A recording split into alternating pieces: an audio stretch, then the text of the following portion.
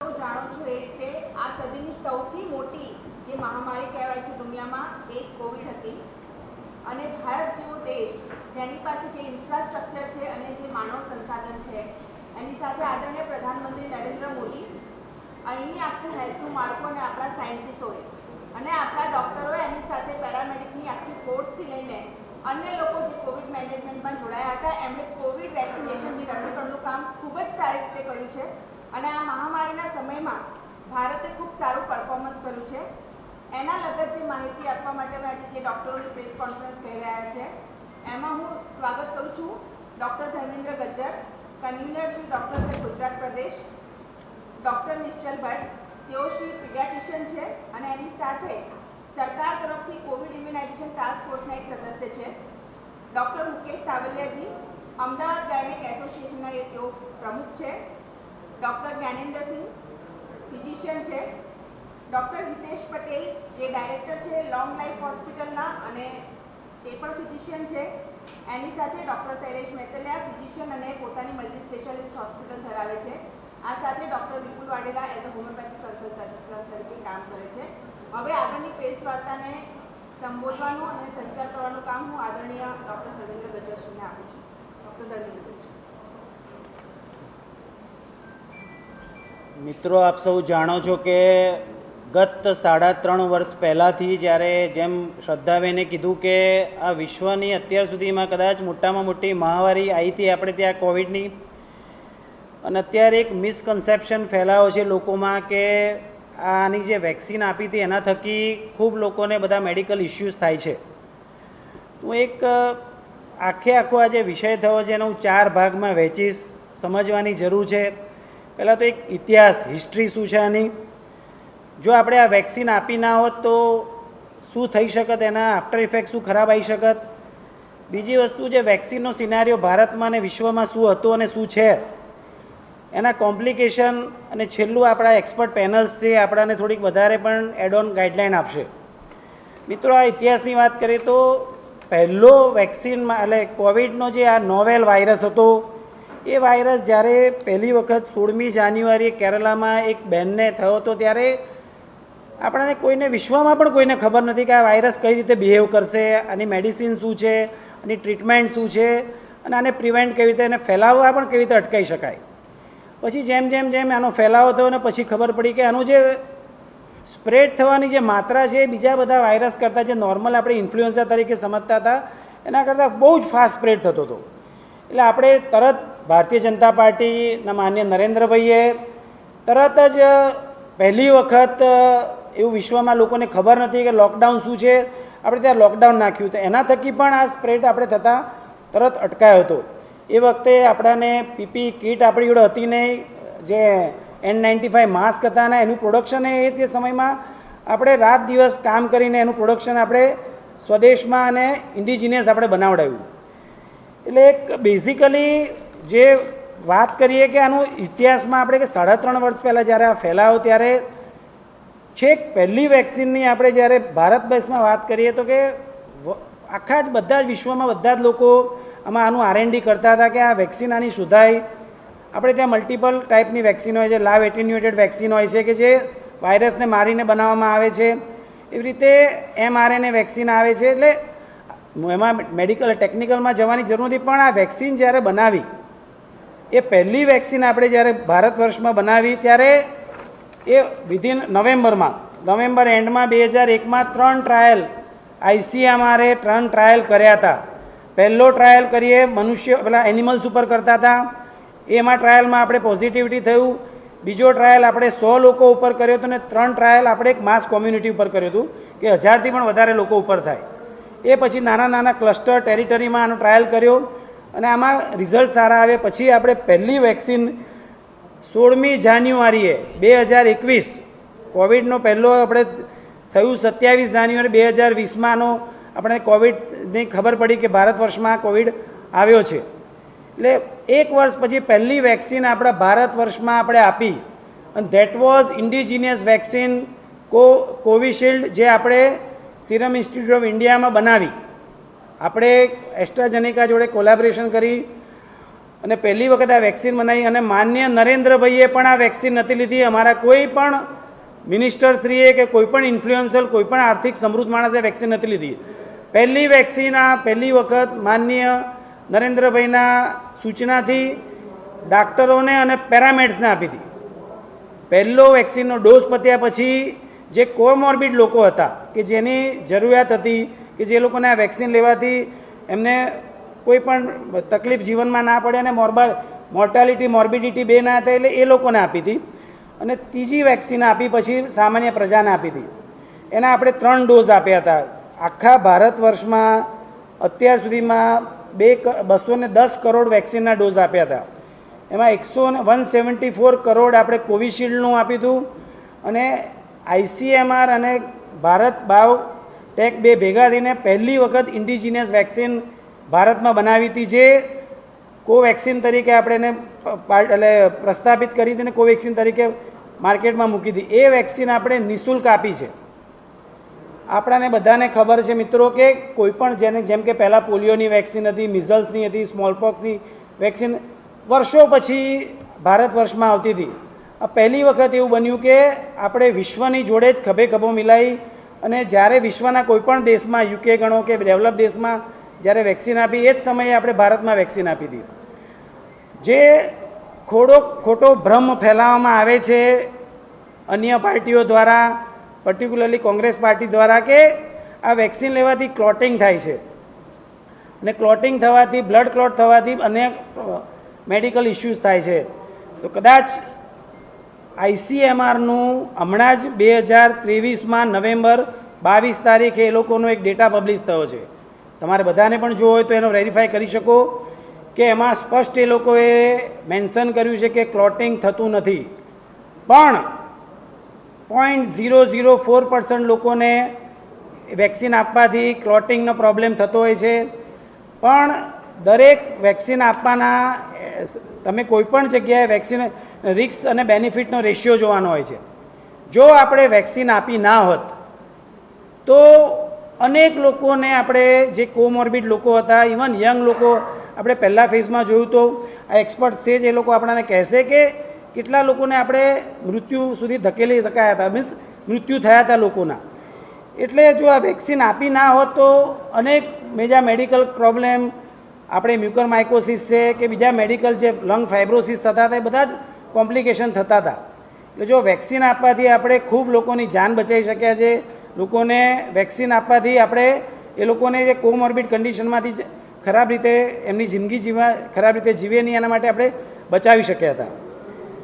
કોઈ પણ સામાન્ય વેક્સિનની વાત કરીએ, આપણે તો ઘરમાં બાળકો હોય છે, તમને બધાને ખ્યાલ હશે કે વેક્સિન આપીએ ત્યારે બીજા દિવસે, ત્રીજા દિવસે એને ફીવર આપતો હોય છે. બાળક વેક્સિન આપ્યા પછી ફૂડ નથી લેતો, એટલે દરેક વેક્સિન ઇઝ ઓન કોમ્પ્લિકેશન. આપણે કદાચ વેક્સિન આપી ના હોત તો શું થાત? તો અનેક મોર્ટાલિટી થાત. બીજું કે સામાન્ય પ્રજાને જ્યારે આપણે જે લોકોને કોવિડ થયો હતો એ લોકોને 16.5% લોકોને ક્લોટિંગ ડિસઓર્ડર થયા હતા. બહુ મોટી માત્રા કહેવાય. એટલે જો વેક્સિન ના આપી હોત તો દર 100 લોકોએ 16 લોકોને ક્લોટિંગ પ્રોબ્લેમ થતા. એવી જ રીતે આ વેક્સિન આપ્યાથી 0.004% એ લોકોનો, આ કોઈ ડેટા ભારતનો નથી, આ ડેટા છે આમનો WHO હમણાં છે કે હમણાં એસ્ટ્રાઝેનેકાવાળાએ જે પબ્લિશ કર્યો છે એનો ડેટા આપું છું. એવી જ રીતે ગત મેમાં અને જૂનમાં આપણી પ્રેસ કોન્ફરન્સ થઈ હતી ગુજરાત સરકાર દ્વારા માનનીય ઋષિકેશભાઈના અધ્યક્ષસ્થાનમાં. એમાં UN મહેતાના તજજ્ઞ ડૉક્ટર ચિરાગ દોશી, સિમ્સના ડૉક્ટર મિલિંદ ચગ, એવી રીતે સ્ટર્લિંગના ડૉક્ટરને બધા જ એ લોકોની એક એક્સપર્ટ પેનલોએ પણ આનું એક પ્રેસ કોન્ફરન્સ કીધી ને એ લોકોને પણ લગભગ 3,222 દર્દીઓ ઉપર એનો સ્ટડી કર્યો હતો કે કોઈને જે ક્લોટિંગ થાય છે કે કોઈને કંઈક હાર્ટ એટેક સડન આવતો હોય છે, એના માટે કોમોર્બિડ કન્ડિશન જેમ કે સ્મોકિંગ હોય અથવા તો એને કોઈ ડાયાબિટીસ હોય, BP હોય કે જે બીજા કોઈ પણ એને મેડિકલ કોઝ હોય, એ લોકોને એક સડન કાર્ડિયાક એરેસ્ટ થતો હતો.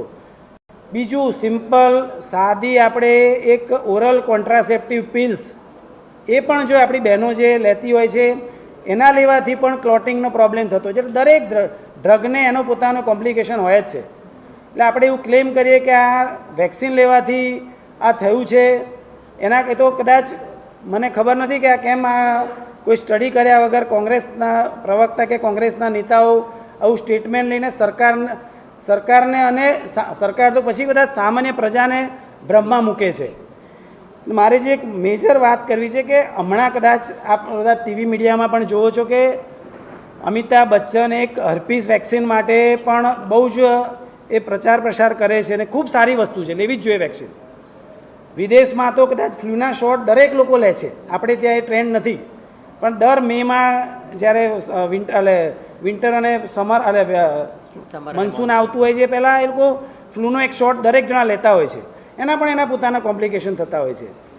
પણ એ જે હર્પીસ વેક્સિનની મેં જે વાત કરી એમાં એ લીધા પછી ગુલેન-બારી સિન્ડ્રોમ એટલે લકવાની અસર થતી હોય છે અને એનો રેટ છે 0.1%, બહુ મોટો કહેવાય. તો પણ બધા જ લોકોએ ડાક્ટરો અને સમાજના શ્રેષ્ઠીઓ બધા જ એને રિકમેન્ડ કરે છે કે હર્પીસની વેક્સિન લેવી જોઈએ, કેમ કે એને હર્પીસ થવાથી કોમ્પ્લિકેશનો ખૂબ વધારે થવા છે. જેમ મેં કીધું એમ કે રિસ્ક બેનિફિટ આપણે રેશિયો ગણીએ તો આમાં રિસ્ક ફેક્ટર વેક્સિનના ખૂબ ઓછા છે, એની સામે બેનિફિટ અનેક ગણા છે. એટલે મારી દૃષ્ટિએ આને માટે રાજનીતિ કરવી અને આ કોઈ અત્યારે સમય નથી 3.5 વર્ષ પછી કે આ વિષયનો અત્યારે મુદ્દો લેવો. એટલે બીજું કે આનું રિસર્ચ પણ ICMR અને ગુજરાત સરકારે પણ કરેલો છે. એટલે કોઈ એમનેમ વેક્સિન આપી દીધી છે, કોઈ પણ વેક્સિન માર્કેટમાં આવે છે પહેલાં એનો એક્સપર્ટ છે જ આમાં, નિશ્ચયભાઈ કદાચ આનું એક્સપર્ટ વધારે કહી શકે, 3 ટ્રાયલ થતા હોય છે અને એની એ લોકો આપણાને બાહેધરી આપે, ICMR આપણાને ગો અહેડ કર્યા પછી જ આ વેક્સિન આપણે માર્કેટમાં આવતી હોય છે. એટલે કોઈ વેક્સિન ત્યાં કોમ્પ્લિકેશન થાય, સામાન્ય રીતે હું તમારા બધાના માધ્યમથી પ્રજાને કહેવા માગું છું કે કોઈ ભ્રમમાં ના રહો. અને વેક્સિન તો આ વેક્સિન કોવિડની નહીં પણ કોઈ પણ વેક્સિન જ્યારે પણ આવતી હોય છે ત્યારે અચૂક લેવી જોઈએ. આપણી જોડે એક્સપર્ટ મિત્રો છે. મારી વાત અહીંયા પૂરી કરીને હું ડૉક્ટર નિશ્ચલભાઈને કહું છું કે આપણાને કોઈક એની આગળની પણ માર્ગદર્શન આપશે અને કોઈ માહિતી આપણાને આપશે. તમારે કોઈ પ્રશ્ન હોય તો આના પછી તમે લઈ શકો છો. નિશ્ચલભાઈ એક સેકન્ડ આવી જાઓ. તમે કાને કરો છો?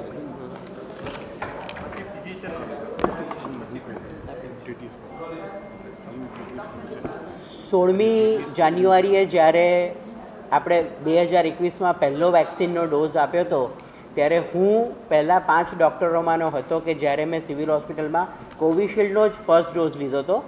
મહિના પછી એનો સેકન્ડ ડોઝ લીધો હતો અને થર્ડ ડોઝ બૂસ્ટર ડોઝ પણ લીધેલો છે. અત્યારે જે મુખ્ય ચર્ચા ચાલી રહી છે એ ચાલી રહી છે TTS વિશે, જેને કહેવાય થ્રોમ્બોસિસ વિથ થ્રોમ્બોસાઇટોપેનિયા સિન્ડ્રોમ. હવે કોઈ પણ વેક્સિન લેવામાં આવે ને તો એ વેક્સિનની સાઇડ ઇફેક્ટ એ વેક્સિન લીધાના 4 દિવસથી 42 દિવસની અંદર, એટલે 1 અઠવાડિયાથી 6 અઠવાડિયાની અંદર થઈ જાય.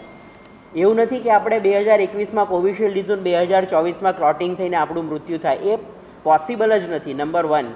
નંબર 2, આ TTSને કારણે જે ક્લોટિંગ થાય છે ને એ ક્લોટિંગ મુખ્યત્વે બ્રેઇન અને મસલના વેઇન્સમાં થતું હોય છે. હાર્ટમાં એનું ક્લોટિંગ થાય એવા કોઈપણ પ્રકારના સાયન્ટિફિક ફોર્મેશન છે જ નહીં. ઘણા વખતથી આપણને એવું થઈ રહ્યું છે કે આ 1 વર્ષમાં વેક્સિન કેવી રીતે મળી ગઈ, પણ એના માટે પોલિટિકલ વિલ હતું, બહુ જ બધા લોકોનો એની પાછળનો સમય હતો અને આપણને ઇમરજન્સી યુઝ ઓથોરાઇઝેશન એટલે કે પ્રોપર 3 ફેઝ ટ્રાયલ કરી વેક્સિન સેફ છે એવું કરીને વેક્સિન આપણને આપવામાં આવી હતી. અને ભારતે જે રીતે કોવિડને મેનેજ કર્યો છે ને, લોકો દુનિયામાં આંગળા નાખી ગયા છે કે આવો વિકસિત દેશ જેમાં 140 કરોડ લોકો અને છતાં કોવિડ અને કોવિડને કારણે થતા મૃત્યુ આંક બહુ જ મિનિમમ હતો. અને એનું મુખ્ય શ્રેય ટાઈમસર આપણે જે લોકડાઉન કર્યું હતું એનું મેનેજમેન્ટ કરતાં શીખી ગયા અને ત્રીજું વેક્સિનેશન હતું. મારે ખાસ એક વસ્તુ કહેવી છે કે હાર્ટને લીધે જે અત્યારે સડન ડેથ થાય છે ને એ લાઇફસ્ટાઇલ રિલેટેડ ડેથ્સ છે. યંગ એજમાં જ તમે જ્યારે ઘણા બધા ઇમ્પ્રોપર ખાવાનું રાખો, નિયમિત સૂવાનું ન રાખો, ફિઝિકલ એક્ટિવિટી ઓછી કરી દો, સ્મોકિંગ થાય, ડ્રિંકિંગ થાય, આ બધાને લીધે હાર્ટમાં એથેરોસ્ક્લેરોસિસને કારણે ક્લોટિંગ થતા હોય છે અને એને કારણે સડન ડેથ 20 વર્ષ, 30 વર્ષ, 40 વર્ષે થઈ રહ્યા છે. જે નવેમ્બર મહિનાની જે પ્રેસ કોન્ફરન્સની વાત કરી, જેમાં ડૉક્ટર મિલન ચગને એ બધાએ વાત કરી હતી, એમાં ક્યાંય દૂર દૂર સુધી એ વસ્તુ સાબિત નથી થતી કે આને અને વેક્સિનને કોઈ સંબંધ છે. અમે લોકો પીડિયાટ્રિશિયન તરીકે બાળકોને જન્મથી ને કેટલી બધી રસી આપતા હોઈએ છીએ અને પેરેન્ટ્સ હોશે હોશે વેક્સિન અપાવવા આવતા હોય છે, કારણ કે એમને ખબર છે કે રોગ થશે તો બાળકનું મૃત્યુ અને ઘરના બધા પરેશાન થશે. જ્યારે વેક્સિનને કારણે સાઈડ ઇફેક્ટ 1 કે 2 દિવસ થઈ શકે, અને જેમ કીધું એમ બહુ રેરલી એવી કોઈ સિરિયસ કે સિવિયર સાઈડ ઇફેક્ટ થતી હોય છે કે જેને કારણે આપણે વેક્સિનેશન ના કરવું જોઈએ. માટે આ જે મિથ કે ભ્રમ ફરી રહ્યો છે એને આપણે સદંતર રીતે નાબૂદ કરવો જોઈએ કે TTS એ કોવિશિલ્ડને કારણે થતો બહુ રેર સાઈડ ઇફેક્ટ છે, જે શરૂઆતમાં 4 દિવસથી 44 દિવસમાં થઈ જાય, એ પછી એ ક્યારેય પણ નથી થતો. અને અત્યારના જે સડન કાર્ડિયાક ડેથ છે એ આપણી લાઇફસ્ટાઈલને કારણે છે, એને વેક્સિનેશન સાથે દૂર દૂર સુધી કોઈ પણ પ્રકારનો સંબંધ છે જ નહીં. ડૉક્ટર જ્ઞાનેન્દ્રસિંહ છે, આપણાને માર્ગદર્શન આપશે. જ્ઞાનેન્દ્રજી. જ્ઞાનેન્દ્રસિંહજી આવે અને પહેલા જે હતા એ ડૉક્ટર નિશ્ચલ જ્ઞાનેન્દ્રસિંહ.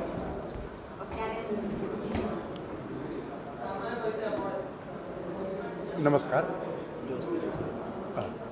જે મિત્રે સાહેબે કીધું, doctor Gyanendrasinh MD physician, medical director new Hansraj hospital, Naroda. જે હું પણ TTS વિષયમાં જ વાત કરવા માગું છું. આવે છે અવાજ? તો જે થ્રોમ્બોસિસ વિથ થ્રોમ્બોસાઇટોપિનિયા સિન્ડ્રોમ છે, જેમ સાહેબે કીધું કે એક તેનું અકરેન્સ જોઈએ આપણે, ઇન્સિડન્સ રેટ જે કહેવાય, તો 10 લાખ લોકો અગર વેક્સિન લે તો ફક્ત 4 લોકોને આ સિન્ડ્રોમ થઈ શકે. નંબર 1. નંબર 2 કે એ બીમારી 4 દિવસથી લઈને 42 દિવસની વચ્ચે જ થાય. 4 દિવસથી પહેલાં પણ ના થાય અને 42 દિવસ પછી પણ ના થાય. નંબર 3 કે એમાં જે ક્લોટિંગ થાય છે એ મોટા ભાગે બ્રેનની નાની નળીઓ અને એબડોમેનમાં અને મસલ્સમાં થાય છે. હૃદય કે ફેફસામાં આ ક્લોટિંગ જોવા મળતી નથી. આ 3 ઇમ્પોર્ટન્ટ પોઈન્ટ. જેમ સાહેબે કીધું, ધર્મેન્દ્રભાઈએ કીધું કે अब આપણે બીજા ડિઝીઝથી કમ્પેર કરીએ, અગર સપોઝ 10 લાખ લોકો વેક્સિન લીધું, તેમાંથી 4 લોકોને આ બ્લડ ક્લોટિંગ થશે. પણ અગર 10 લાખ લોકો સ્મોકિંગ કરે છે, તેમાંથી 2000 લોકોને આ બ્લડ ક્લોટિંગ થશે. અગર કોઈ ગર્ભ નિરોધક ગોળી લે છે, તેમાંથી 500 થી 1000 બહેનોને આ ક્લોટિંગ થશે. અને 10 લાખ લોકોને કોવિડ થાય તો 1,65,000 લોકોને આ ક્લોટિંગ થશે. તો તમે સમજી શકો છો કે રિસ્ક બેનિફિટ કેટલું આપણે આ વેક્સિન તરફ પોઝિટિવ છે. अब આ એટલા દિવસ પછી આ કોન્ટ્રોવર્સી કેમ આવી એ આપણે ના કહી શકીએ. We are a people of science, we will not tell anything regarding politics. But આપણે એવું જ કહેવા માંગીએ છીએ કે આ બિલકુલ ખોટી વસ્તુ છે. अब આ જે TTS સિન્ડ્રોમ છે એનું આપણે ચોક્કસ નિદાન કરી શકીએ, એનું ચોક્કસ ટ્રીટમેન્ટ કરી શકીએ. આને સિન્ડ્રોમ થયા પછી છતાં પણ એમનું મોર્ટેલિટી રેટ એટલી વધારે નથી જેટલી કોવિડની હતી. ત્રીજી વસ્તુ કે આ લોકો જે ખાલી એસ્ટ્રાઝેનેકા અને કોવિશિલ્ડથી થાય છે, એ બિલકુલ ખોટી વાત છે. This syndrome has been found with Johnson and Johnson vaccine also. અને જે અમેરિકામાં જે ફાઇઝર અને મોડર્નાના જે વેક્સિન ચાલે, જેને આપણે mRNA વેક્સિન કહીએ છીએ, એ બંને વેક્સિનથી 1.6% લોકોને, મતલબ કે 100માંથી 1.6 લોકોને હાર્ટ એટેક, માયોકાર્ડાઇટિસ અને પેરિકાર્ડાઇટિસ, મતલબ કે હૃદયના મસલ્સમાં સોજો અને હૃદયના કવરિંગમાં સોજો, જેનાથી કે જીવ પર જતું રહે એવું કોમ્પ્લિકેશન થતું હતું. Now most important thing કે our vaccine was indigenous and it was the cheapest. Only 200 was the cost and government was giving free. Whereas all other vaccines, જે ફાઇઝરની જે વેક્સિન હતી એની ઇન્ડિયન કરન્સીમાં કિંમત 2000થી પણ વધારે હતી. તો આપણા જેવા પુઅર કન્ટ્રી જેને મિનિમમ 2 ડોઝ આપવાનું હોય તો કેટલું ખર્ચો થયું હોત. તો we should be thankful to our central government that they have invented this vaccine and they have guided us, they have guided the scientists, the doctor, the medical, the paramedical, everyone. અને આપણે બધાને એમને બચાયા છે. તો with science I can strictly સે કે આ જે છે એ તમે સમજી લો કે આનું રિયાલિટી શું છે અને આ કેમ આ એટલા વર્ષ પછીના ચૂંટણીના વચ્ચે જ એ બધું કેમ આવે છે એ તમે લોકો સમજદાર છો, સમજી શકો છો. બીજા કોઈ પણ ક્વેશ્ચન હોય આ TTSને લાગતા તો તમે મને પૂછી શકો છો.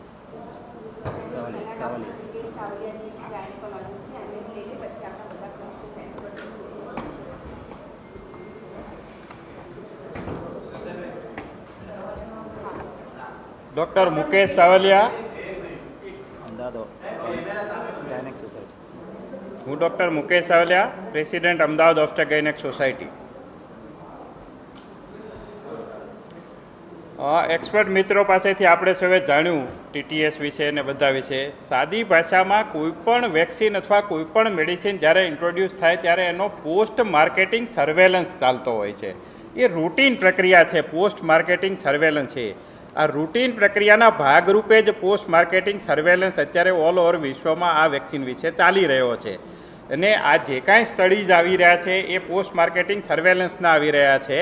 એમાં કોઈ જ નવો વિષય કે કોઈ આકસ્મિક ઘટના બની ગઈ છે એવું કંઈ જ છે નહીં. મારા વિષયની જો હું વાત કરું તો આ સેમ પોસ્ટ માર્કેટિંગ સર્વેલન્સમાં 3 વિષય પર રિસર્ચ ચાલી રહ્યા છે અથવા તો પોસ્ટ માર્કેટિંગ સર્વેલન્સ ચાલી રહ્યો છે. હું ફિઝિશિયન નથી, હું ગાયનેકોલોજીસ્ટ છું. Post marketing surveillance premature ovarian failure, whether there was any congenital anomaly or whether it has affected any fertility potential. આ 3 વસ્તુ પર ચાલી રહ્યો છે. ટીલ ડેટ એક પણ રિપોર્ટ એવો આવ્યો નથી કે કોવિશિલ્ડ કે કોઈ પણ વેક્સિનથી આ 3 વસ્તુ ઇન્ફર્ટિલિટી, કોઈ બાળકમાં જન્મજાત ખોડખાપણ અથવા તો પ્રીમેચ્યોર ઓવેરિયન ફેલ્યોર થયો હોય એવો એક પણ રિપોર્ટ હજુ સુધી આવ્યો નથી. એટલે આ સ્વાભાવિક એક પ્રક્રિયા ચાલી રહી છે. બિનજરૂરી વિવાદ ઊભો કરવામાં આવી રહ્યો છે. તો આવા વિવાદથી આપણે તમામ જનતાએ બચવું જોઈએ. આમાં કોઈ જ આવી વેક્સિનની સાઇડ ઇફેક્ટના કારણે કોઈ મેજર ઇસ્યુ થયો છે એવું મારું માનવું નથી.